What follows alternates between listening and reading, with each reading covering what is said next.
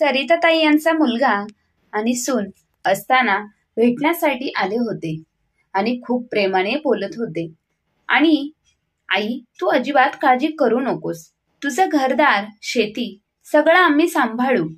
तू ह्या म्हातारपणामध्ये कशाचीच चिंता करण्याची काहीच गरज नाही. तू आत्ताच्या आत्ता हे सगळं माझ्या नावावरती कर आणि माझ्या हातामध्ये सोपव. बघ मी कसं सगळ्या प्रकारे सांभाळत आहे. हे जेव्हा त्यांचा मुलगा त्यांना बोलत होता तेव्हा सरिताताई कुठेतरी शून्यामध्ये हरवून गेल्या होत्या आणि त्यांना तो भूतकाळ आठवत होता. ह्याच मुलाने आणि सुनेने मला घराबाहेर हाकलून दिले होते का? 50,000 पगार घेत असून सुद्धा त्यावेळी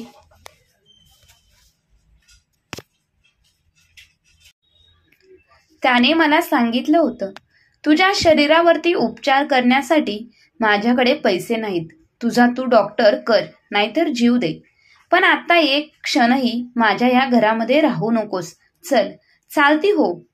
सुनेने देखील त्यांना घराच्या बाहेर धक्का मारून काढून दिले. हे आजही सरिताताई विसरल्या नव्हत्या आणि आज तोच मुलगा आणि सून सरिताताईंना सांगत आहे, तू अजिबात काळजी करू नकोस. आम्ही तुला म्हातारपणामध्ये सांभाळू. बघा ना, पैसा हा किती महत्वाचा आहे. ज्याच्या जवळ आहे त्याचं म्हातारपण काय, संपूर्ण आयुष्य आनंदामध्ये जातं. परंतु ज्याच्याजवळ काहीच नाही त्याला सख्खा मुलगा देखील सांभाळू शकत नाही. आज तोच पैसा माझ्याकडे आल्यामुळे माझी सून आणि माझा मुलगा माझ्याकडे धावत पळत आले आहेत. परंतु सरिताताईने त्यांना काहीही न बोलता असा काही धडा शिकवला की मुलगा आणि सून फक्त त्यांच्या आईकडेच पाहत राहिले. सकाळी ऑफिसमधून आल्यावर रमेश आपल्या आईला म्हणाला, आई, ऑफिसमध्ये काही लोक आज रात्री घरी जेवणासाठी येणार आहे. त्यांच्यासाठी स्वयंपाक करून ठेव. किती लोकांचा स्वयंपाक बनवायचा आहे रमेश? सरिताताई त्यांच्या मुलाला खोकत विचारत होत्या. अगोदर तुम्ही हे खोकणे बंद करा. संपूर्ण घरात खोकला फिरत असतो. तुम्हाला एवढं पण समजत नाही का? तोंडावर हात ठेवून खोकावं चांगलं वाटतं का दे? रमेश अतिशय रागात म्हणाला. त्याची बायको अनिताला तर संधीच मिळाली तिच्या सासूला टोमणे मारण्याची.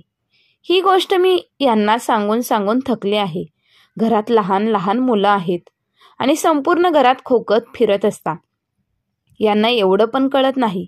खोकताना कमीत कमी तोंडावर हात ठेवावा. रमेश, मी तुला खूप वेळा म्हणाले, मला डॉक्टरांकडे घेऊन चल. नाही तर मला काही पैसे दे औषधे आणण्यासाठी. बरं आई, आज तुला अनिता डॉक्टरांकडे घेऊन जाईल आणि औषधं पण घेऊन देईल. रमेश म्हणाला तर अनिता त्याच्या विरोधात म्हणाली, अहो काही झालं नाही आईला.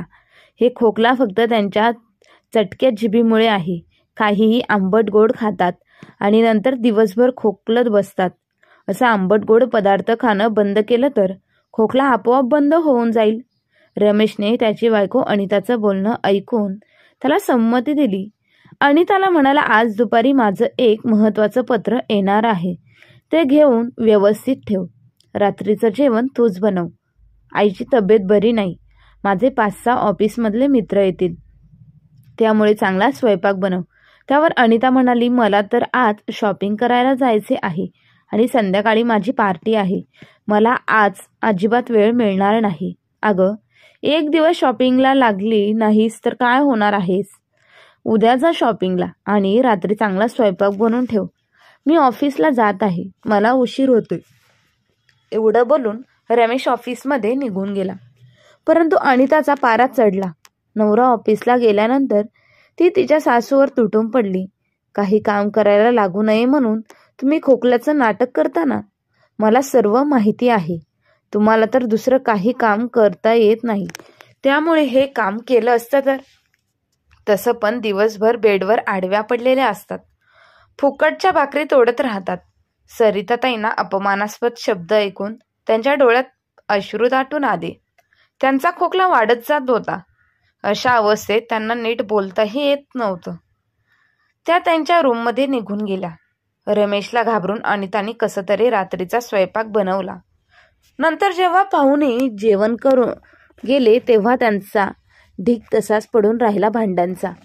दुसऱ्या दिवशी जेव्हा सरिताताई मंदिरात मधून पूजा करून घरी परत आल्या तेव्हा त्यांनी पाहिलं मुलगा आणि सून कुठेतरी जाण्यासाठी तयारी करत होते.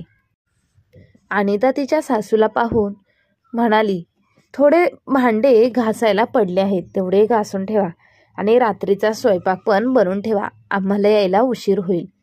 रमेशने त्याच्या बायकोच्या बोलण्यात तिची सोबत दिली.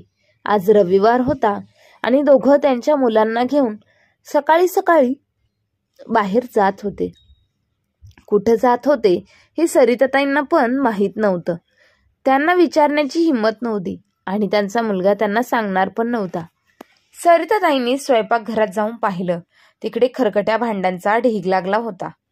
सरिताताईंनी कसे बसे ते पूर्ण भांडे घासून ठेवले. मुलगा आणि सून येण्या अगोदर रात्रीचा स्वयंपाक करून ठेवला होता. काही दिवसांनी सरिताताईंची तब्येत जास्त खराब झाली. आईला आजारी पाहून रमेश तिला हॉस्पिटलमध्ये घेऊन गेला.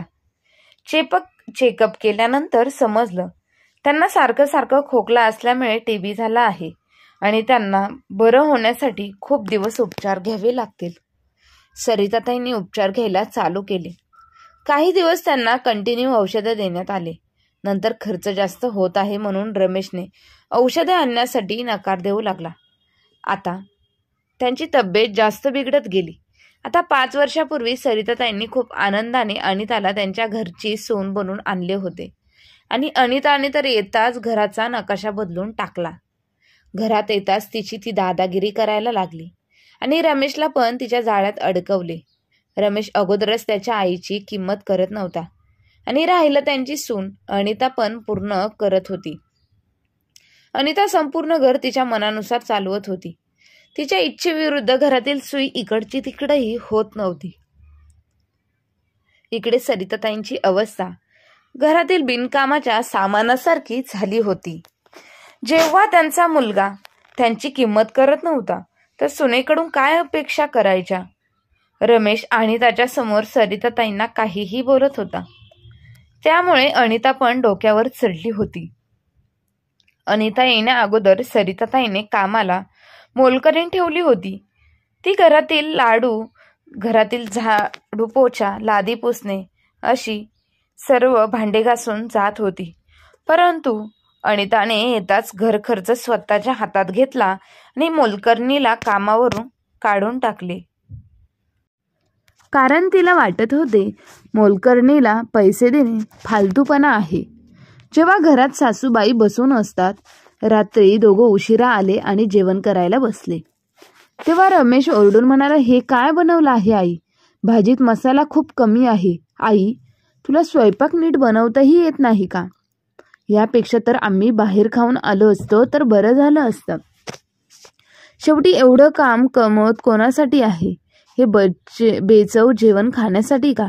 रमेशच्या मोठ्या आवाजाने सरिताताई घाबरून गेल्या. त्या काहीच न बोलता त्यांच्या रूममध्ये आल्या आणि रडत होत्या.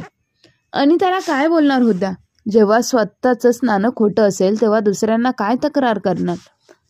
सरिताताईच्या आयुष्य चढउताराने भरलेलं होतं.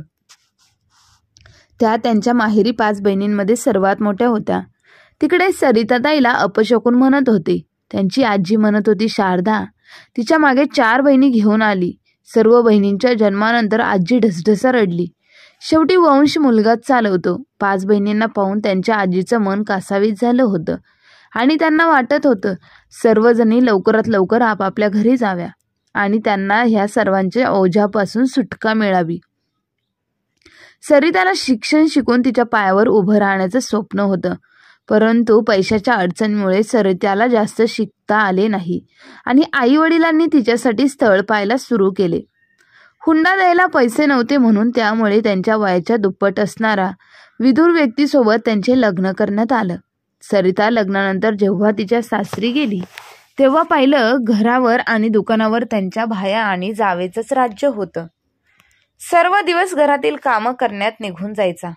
जाऊ पण सरितावर तिचा हुकूम सोडायची, तरी पण त्या पूर्ण मन लावून घरातील कामं आनंदाने करत होत्या. सरिताच्या नवऱ्याला तिच्या या अवस्थेचं काही देणं घेणं नव्हतं. जे काही दुकानातून कमाई होत होती ती पत्ते खेळण्यात घालवत होते. परंतु सरिताला तिच्या सासू सासऱ्यांचा खूप आधार होता. काही दिवसांनी सरिताने तिच्या मुलाला रमेशला जन्म दिला. परंतु त्यानंतर सरिताचे सासऱ्याचं निधन झालं. रमेशचे वडील दररोज रात्री दारू पिऊन यायचे. खूप अधिक प्रमाणात दारू पिल्यामुळे ते सतत आजारी राहू लागले. आजारी असताना डॉक्टरांनी त्यांना सांगितले तरी त्यांनी दारू पिणे सोडले नाही आणि लिव्हर खराब झाल्यामुळे एके दिवशी त्यांचे निधन झाले. सरिता तर लहान वयात विधवा झाली. आता सरिता एक पैशासाठी दुसऱ्यांवर अवलंबून राहिली. आर्थिक परिस्थितीमुळे सरिताने त्यांच्या दिराला आणि जावेला तिचा हिस्सा मागितला. तेव्हा त्यांनी घराच्या बाहेर धक्के देऊन सरिताला आणि त्यांच्या मुलाला काढले. सुशिक्षित नव्हत्या, त्यामुळे त्यांना नोकरी पण भेटली नाही. शेवटी पोटासाठी त्यांनी लोकांच्या घरी कामं करायला चालू केलं. नंतर सरिता एका शाळेत सेवक म्हणून काम करू लागली. त्यांना शाळेत राहण्यासाठी एक रूम दिली आणि रमेशला पण त्याच शाळेत प्रवेश दिला. तिकडे त्याची अर्धी फी माफ करण्यात आली. आता सरिता तिच्या मुलाचं संगोपन करू लागली. त्याची शाळा शिकणे पूर्ण झाल्यानंतर कॉलेज चालू झाले. अभ्यासात रमेश हुशार होता, परंतु त्याच्यावर तर त्याच्या बिघडलेल्या वडिलांची सावली होती. तेच सतत शिव्या देणे. सरिता त्याला समजण्याचा प्रयत्न करत होती, परंतु तो त्यांचं ऐकतच नव्हता. काही दिवसात रमेश एका कंपनीमध्ये चांगल्या पदावर नोकरीला लागला आणि चांगला पगार त्याला मिळू लागला. त्याने त्याच्या आवडीच्या मुलगी अनितासोबत लग्न केलं आणि 2 रूमांचं घर विकत घेतलं. सरिता ताईंना तो त्याच्यासोबत ठेवायला, परंतु कधीच त्यांच्याशी प्रेमाने बोलत नव्हता, कधीच त्यांची विचारपूस करत नव्हता. सरिता ताई आता घरात राहू लागल्या आणि घर सांभाळत होत्या. मुलगा त्यांना व्यवस्थित बोलत नव्हता, परंतु त्यांना 2 वेळचं जेवण देत होता. अनिता आल्यानंतरही त्यांची अवस्था अजून वाईट झाली. आता त्या जाणार कुठे पण? शेवटी त्यांना राहायचं तर याच घरात होतं. त्यांच्या माहेरी पण आता कोणी नव्हतं. सर्व लहान बहिणींचे लग्न झाले. त्या त्यांच्या घरी आनंदी होत्या आणि आईवडील ह्या संसाराला सोडून निघून गेले होते. आता सरिताची तब्येत अगोदरपेक्षा जास्त बिघडली होती. जेवढं होतं तेवढं घरातील काम करत होत्या आणि तब्येत जास्त बिघडली तर त्या बेडवर पडून राहत होत्या. सासूला बेडवर झोपलेलं पाहून अनिताला खूप त्रास होत होता. तिला वाटत होतं तिची सासू तिचा खर्च वाढवत आहे. अनिता विचार करू लागली, जेवढ्या पैशात सासूच्या गोळ्या औषधं येतात तेवढ्या पैशात आपण मोलकरीण ठेवू शकतो. एके दिवशी जेवण झाल्यानंतर जेव्हा मुलगा आणि सून त्यांच्या रूममध्ये गेले तेव्हा अनिता तिच्या पतीला म्हणाली, माझ्या बहिणीचे ऍडमिशन याच शहरात झाले आहे, त्यामुळे आता ती आपल्यासोबत याच घरात राहणार आहे. तू तुझ्या आईला वृद्धाश्रमामध्ये पाठव. आता या लहान घरात आपण सर्वजण कसे राहणार आहोत? तसे पण तुझी आई दिवसभर खोकलत असते. आपल्या मुलांना पण त्यांचे इन्फेक्शन होण्याची भीती आहे. तू असे कर, तुझ्या आईला वृद्धाश्रमामध्ये सोडू नये. निरुपयोगी एक रूम गुंतून पडली आहे. राहील त्यावर रमेश म्हणाला, आपण आईला वृद्धाश्रमामध्ये कसं सोडू शकतो? माझं तिच्यासाठी काही कर्तव्य आहे. अनिता म्हणाली, रमेश, जास्त इमोशनल होण्याची काहीच आवश्यकता नाही. प्रॅक्टिकली विचार करून बघ. आई दिवसेंदिवस आजारी पडलेली असते, घरातील कामं करत नाही, त्यांच्या गोळ्या औषधांचा खर्च काही कमी नाही. आईचे ओझे आपल्या डोक्यावरचे कमी झाले तर मी कामासाठी मोलकरीण ठेवेल. माझ्याकडून घरातील सर्व कामं होत नाही. आपले जेवढे कर्तव्य होते ते आपण पूर्ण केले आहेच की. आता आपण पण कुटुंब आहे. मला वाटत आहे आपण त्यांच्यावर खर्च करायला नको आणि रिकामं एक रूम गुंतून पडली आहे. त्यामुळे माझ्या माहेरचे लोक काय म्हणतील? मी एक रूम माझ्या बहिणीला देऊ शकत नाही का? तू उद्या आईला सामान पॅक करायला सांग, त्यांना वृद्धाश्रमामध्ये सोडून ये. रमेश म्हणाला, बरं ठीक आहे, तू बरोबर बोलत आहेस. मी उद्या या विषयावर आईसोबत बोलतो. सरिताताई बाहेर हॉलमध्ये बसून सुनेचं आणि मुलाचं बोलणं ऐकत होत्या. हे सर्व ऐकून त्यांच्या पायाखालून जमीन सरकली. त्यांच्या डोक्याला धक्का बसला. विचार करत होत्या, मी वृद्धाश्रमामध्ये जाऊ, परंतु का? माझ्या मुलाचं घर माझं नाही का? अनिता असं कसं बोलू शकते? मी रूमवर ताबा घेऊन बसले आहे. एवढा त्रास सहन करून ज्या मुलाला ह्या जगात आणलं, परिस्थितीसोबत झगडून त्याचे पालन पोषण केलं, त्याला शिक्षण शिकवले, स्वतः काटेरी रस्त्यावर चालून माझ्या मुलावर संकट येऊन दिले नाही. पिता नसलेल्या मुलाला किती अडचणी सहन करून त्याच्या पायावर उभं केलं, त्याच्या डोक्यावर छत्र दिलं. ही सर्व माझी मेहनत आहे. आज तोच मुलगा मला वृद्धाश्रमामध्ये सोडण्याबद्दल बोलत आहे. हा विचार करून सरिताताईंच्या डोळ्यातून अश्रू ओघळायला लागले. विचार करत होते, माझ्या त्याग आणि तपश्चर्येचं मला हे फळ भेटत आहे का?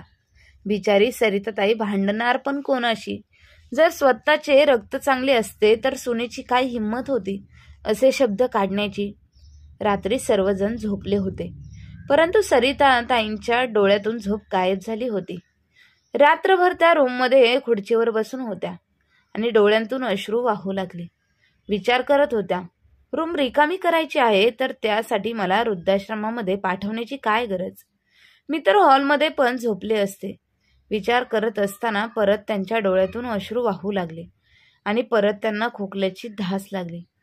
विचार केला, मुलाला गरम पाणी मागावं. नंतर मनात विचार आला, कोणता मुलगा? आता तो मुलगा माझा राहिला नाही. दुसऱ्या दिवशी सकाळी जेव्हा रमेश आणि अनिता झोपेतून उठल्यानंतर त्यांनी पाहिलं आई अजून उठल्या नाही. विचार करत होते, जेव्हा आईला जाग येईल तेव्हा त्यांना वृद्धाश्रमामध्ये सोडण्याबद्दल बोलू. 1 घंटा झाला तरी सरिताताई रूममधून बाहेर आल्या नाही. त्यामुळे रमेश आणि अनिताने सरिताताईंच्या रूमचा दरवाजा उघडला आणि आत गेले. परंतु आता सरिताताई नव्हत्या. कपाट पाहिली तर तिकडे त्यांचे कपडेही नव्हते. नंतर दोघं विचार करू लागले, शेवटी आई न सांगता कुठे जाऊ शकते? तेवढ्यात रमेशचं लक्ष सरिताताईंच्या बेडवर गेलं. तिकडे एक पत्र सापडलं. पाहताच रमेश पत्र उघडून वाचत होता. पत्रात लिहिले होते, माझ्या प्रिय रमेश बाळा, नेहमी आनंदी राहा. माझा मुलगा आणि सून माझ्याबद्दल काय विचार करतात हे मला माहिती झाल्यानंतर माहीत नाही का, परंतु माझ्या मनातून तुमच्यासाठी आशीर्वाद निघत आहे. माझा सख्खा मुलगा असून पण तू माझ्यासाठी परका का वागत आहेस हे सर्व समजणे मला ह्या जन्मासाठी शक्य नाही. माहीत नाही, एक आई वृद्ध झाल्यानंतर तिच्याच मुलाला आणि सुनेवर ओझं होते. तू माझ्या भविष्याबद्दल काय विचार करत आहेस ते सर्व मी रात्री ऐकले होते, परंतु मला माझे पुढील आयुष्य कसे घालवायचे आहे याचा निर्णय मी तुम्हाला घेऊ देणार नाही. मी तुमची आई आहे, कोणती निर्जीव वस्तू नाही ज्याला उचलले आणि घरातून बाहेर फेकून दिले. मी फक्त म्हातारी झाली आहे, परंतु असहाय्य झाली नाही. मी तुमचं घर सोडून कायमची जात आहे आणि मला विश्वास आहे माझ्या जाण्याने तुमच्या डोक्यावरचे ओझे संपून जाईल. देव तुझं चांगलं करो. तुझीच दुर्दैवी आई. पत्र वाचून 2 मिनिटांसाठी रमेशच्या डोळ्यातून अश्रू आले. त्याला पश्चाताप झाला, परंतु फक्त काही वेळासाठी. थोड्या वेळानंतर अनिताची बहीण शीतल घरी पोहोचली. नंतर घरातील वातावरण असे झाले जसे काही झालेच नाही. रात्रीपर्यंत रमेश आणि अनिता आईला विसरून गेले होते. जेवण बाहेरून मागवले होते आणि ते सर्वजण जेवणाचा आनंद घेत हसत चेष्टा मस्करी करत होते. सरिताताई त्यांचे कपडे आणि थोडं सामान घेऊन घरातून निघून गेल्या होत्या. एक दिवस सरिताताई त्यांची विधवा वेतन मिळाले होते. सर्वात अगोदर त्यांनी त्या पैशाने स्वतःसाठी औषध घेतले. त्यांनी मनात ठरवलं होतं त्यांना काय करायचं आहे. त्यांनी त्यांच्या लहान बहिणीला कॉल केला आणि तिला त्यांच्या माहेरच्या घरी भेटण्यासाठी बोलवले. खूप वर्षांनी ते घर बंद पडून होते. तिकडे राहणारं कोणीच नव्हतं. त्यांचे आई वडील खूप दिवसांपूर्वी ह्या जगातून निघून गेले होते आणि त्या बहिणींना भाऊ नव्हता, तो त्या घराला सांभाळू शकतो.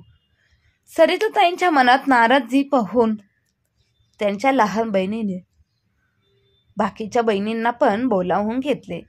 सरिताताई सरळ त्यांच्या गावी गेल्या. तिकडे गावात त्यांच्या जुन्या घराला पाहून त्यांची तब्येत बरी झाली. घराला लॉक होतं. सरिताताईंनी शेजारील काकूकडून चावी घेतली आणि घर उघडले.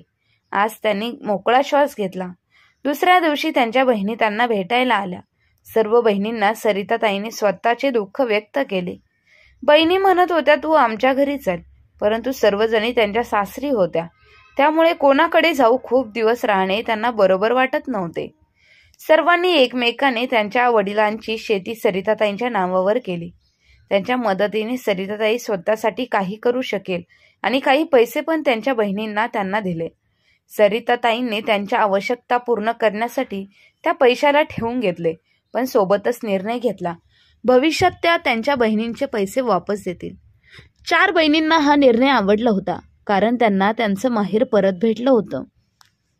तिकडे 4 बहिणी प्रत्येक सणाला काही दिवस राहायला येऊ लागल्या. वेळेनुसार सरिताताई एकदम बऱ्या होऊ लागल्या. वेळेनुसार सरिताताईंना घर आणि शेत भेटलं होतं. त्यांच्या वडिलांकडून त्यांना शेतीचे भरपूर ज्ञान मिळाले होते. त्यांनी शेतात मजूर लावले. मजूर लोकांनी त्यांच्या सांगण्यानुसार शेतीची कामे केले आणि पीक उत्पन्न चांगलं येऊ लागलं. त्यांची कमाई होऊ लागली. हळूहळू त्यांच्या बहिणीने घेतलेले पैसे परत गेले.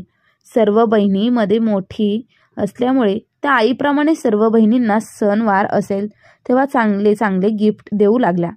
त्यांच्या जेवणाची व्यवस्था करून त्या बाकीचे पैसे समाजकार्यात वापरत होत्या. एक विधवा असण्याचे दुःख त्यांच्याशिवाय कोणाला समजणार होते. त्यामुळे त्या त्यांच्यासारख्या विधवा स्त्रियांची आणि वयस्कर व्यक्तींची मदत करू लागल्या. त्यांच्या समाजकार्याची चर्चा गावभर पसरली. कित्येक समाजसेवक संस्था समोर येऊन त्यांना मदत करत होत्या. आता सरिताताई खूप आनंदी राहू लागल्या. त्यांना त्यांच्या जीवनामध्ये ध्येय मिळाले होते. नेहमी त्यांच्या मुलाच्या आठवणीमध्ये त्यांचे डोळे ओले होत असे, परंतु त्यांनी स्वतःला कधीच कमकुवत पडू दिलं नाही. त्यांनी त्यांच्या घरात मुलीसाठी एक शाळा उघडली. तिकडे गावातील मुलींना निशुल्क शिक्षण दिले जायचे, कारण गावातील मुली त्यांच्या पायावर उभ्या राहू शकतील आणि शिक्षण पूर्ण करून त्यांचं भविष्य उघडवू शकतील. त्यांना त्यांच्या पती आणि मुलांवर अवलंबून राहावं लागू नये. त्यांना वाटत होतं जे त्यांच्यासोबत झालं ते त्यांच्या गावातील मुलींसोबत होऊ नये. वेळेसोबत त्यांनी स्वतःला अपडेट केलं. कॅम्प्युटर शिक्षणाचे फार पूर्वीचे स्वप्न त्यांनी पूर्ण केले. फक्त 2 वर्षात मुलाच्या घरी दबून राहणारी सरिताताई आज एक सुपर वुमेन समाजसेविका म्हणून प्रसिद्ध झाल्या होत्या. सरिताताईंची लोकप्रियता गावासोबत शहरात पण पसरली. त्यांनी छोट्या छोट्या प्रयत्नांतून मोठे मोठे काम केले होते. त्यांना बऱ्याच संस्थांनी पुढाकार दिला. एके दिवशी रमेशने वर्तमानपत्र उघडले तेव्हा त्याच्या आईचा फोटो आणि लोकप्रियता पाहून त्याचं डोकं गरगरायला लागलं. त्यांना सरकारकडून मोठा सन्मान आणि रोख रक्कम मिळणार होती. त्याला जेव्हा आईच्या बद्दल समजले तेव्हा त्याने त्याच्या बायकोला सांगितले. त्यानंतर अनिता रमेशला म्हणाली, आपण त्यांचे एकुलती एक सूनलेक आहोत. त्यांची प्रॉपर्टी आपल्याला नाही देणार तर कोणाला देणार? शेवटी ह्या प्रॉपर्टीवरती आपलाच हक्क आहे. प्रॉपर्टीच्या लोभाने दोघं गावी आले. तिकडे आल्यानंतर नोकराने सांगितलं, सरिताताई कोणत्या तरी कार्यक्रमाच्या उद्घाटन करण्यासाठी गेल्या आहेत. थोड्या वेळाने येतील. रमेश आणि सरिता घराबाहेर शेतात पाहत होते. हिरवेगार पीक शेतात दिसत होते. ते दोघे चकित झाले होते. त्यांच्या आईने कमी वेळात हे सर्व कसं मिळवलं आहे? विचारात हरवलेल्या रमेशच्या विचारांना विरामचिन्ह लागले. जसे कानात जोरात हॉर्न वाजायचा आवाज आला. मागे वळून पाहिलं तर अनिता आणि रमेश चकित झाले. त्यांची आई सरिताताई कारमध्ये बसून स्वतः कार चालवत होती. अनिता हे सर्व दृश्य पाहून थक्क होऊन त्यांना पाहत होती. ह्या त्याच गरीब लाचार सरिताताई त्यांच्या औषधांसाठी त्यांच्या समोर भीक मागत होत्या. आज समाजामध्ये त्यांना किती मान सन्मान दिला आहे. त्यांच्या चेहऱ्यावर आत्मविश्वासाची झळक होती. त्यांच्या मुलाला पाहून एका क्षणासाठी सरिताताईंच्या मनात ममता जागी झाली होती. नंतर त्या ममताला स्वतःच्या मनातील कोपऱ्यात ठेवून जोरात म्हणाला, आता काय करायला आले आहेत तुम्ही लोक? आई, आम्ही तुला घरी न्यायला आलो आहोत. आम्हाला आमच्या वागण्याची अतिशय लाज वाटत आहे. आता तू अनोळखी लोकांसोबत राहणार नाहीस. आपल्या घरात आपल्या कुटुंबातील लोकांसोबत राहणार आहेस. आता हे शेत तू माझ्याकडे सोपव. ही जबाबदारी मी घेतो. मी असताना माझी आई एवढं काम का करणार आहे? हे मला सहन होणार नाही. रमेश सोबत सून अनिता म्हणाली, हो आई, आता तुमचा मुलगा आणि सून आले आहेत. आता तुम्हाला काम करण्याची आवश्यकता नाही. आम्ही सर्व सांभाळून घेऊ. सरिताताई त्यांच्या मुलाला आणि सुनेला चांगलंच ओळखतात. त्यांच्या लोभाला त्यांनी लगेच ओळखले. मला तुमच्याकडून अशी अपेक्षा नव्हती जो स्वतःच्या आईला घरातून काढून निराधार करू शकतो. असहाय्य आणि घर नसलेल्या लोकांबद्दल काय विचार करतील? तुम्हाला काय वाटतं मी तुमच्या बोलण्यावर मोहित होईल? रमेश, तुझ्याकडून मी शिकले आहे. या जगात सख्खे पण आपले नसतात. ज्या लोकांना तर अनोळखी म्हणत आहे तेच लोक वस्तुस्थितीमध्ये माझे आहेत. आणि हो, आता मी स्वावलंबी महिला आहे. माझ्या मुलावर आणि सुनेवर ओझे नाही. माझ्या आयुष्यात मी खूप आनंदी आहे. खरं सांगायचं तर जीवनाचा अर्थ मला त्या घरातून बाहेर पडल्यानंतर समजला. आता मला हे आदर देणारे जीवन आवडत आहे. आता मला तुमच्यासोबत राहण्याची इच्छा नाही. आता हे सर्व लोक माझं कुटुंब आहे. माझ्या जिवंतपणी काय मी तुम्हाला मरून गेल्यानंतर पण माझी प्रॉपर्टी मधला 1 रुपया पण मिळणार नाही. अरे महादू, पाहुणे आले आहेत, यांच्यासाठी चहा नाश्त्याची सोय कर. मला एका ज्वेलरी शॉपच्या उद्घाटनासाठी जायचे आहे. 2 तासांनी वापस येईल. पाहुण्यांचा पाहुणचार चांगला कर. एवढं बोलून सरिताताई त्यांची कार घेऊन निघून गेल्या. ते दोघं आश्चर्यचकित होऊन रस्त्याकडे धावणाऱ्या कारकडे बघतच राहिले. तर मित्रांनो, सरिताताईंनी जो निर्णय घेतला तो योग्य होता की अयोग्य हे कमेंट बॉक्समध्ये नक्की कळवा. आणि अशाच नवनवीन कथेसाठी आपल्या चॅनलला लाईक, शेअर, सबस्क्राईब करायला विसरू नका. धन्यवाद.